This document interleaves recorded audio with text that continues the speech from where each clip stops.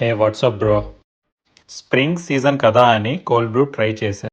Coffee నోట్స్తో lemon and ginger kick add అయ్యి లాస్ట్లో స్పైసెస్ అండ్ హనీ టేస్ట్తో చాలా రిఫ్రెషింగ్గా ఉంది.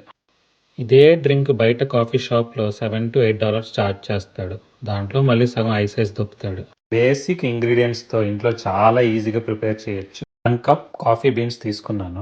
బీన్స్ని కోర్స్గా గ్రైండ్ చేయండి. గ్రైండర్ లేకపోతే గ్రౌండ్ కాఫీ తెచ్చుకోండి. కుదిరితే medium roast with fruit notes pick చేసుకోండి. కొంచెం అల్లం లెమన్ కట్ చేసుకోండి. 64 ounce మేసన్ జార్ తీసుకోండి. 30% వాటర్తో ఫిల్ చేయండి. స్పైసెస్ యాడ్ చేయండి.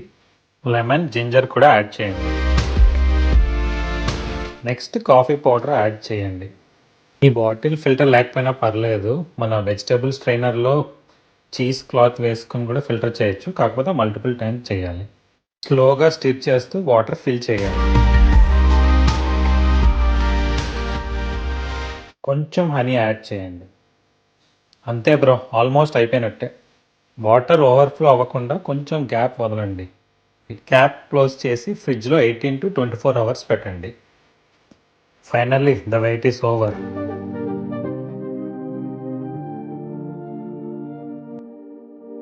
కాఫీ స్మెల్ అదిరింది. ఫిల్టర్ తీసి కాఫీ స్ట్రెయిన్ చేయాలి. రిఫ్రిజిరేట్ చేస్తే అప్ టు 1 week వరకు ఫ్రెష్గా ఉంటుంది.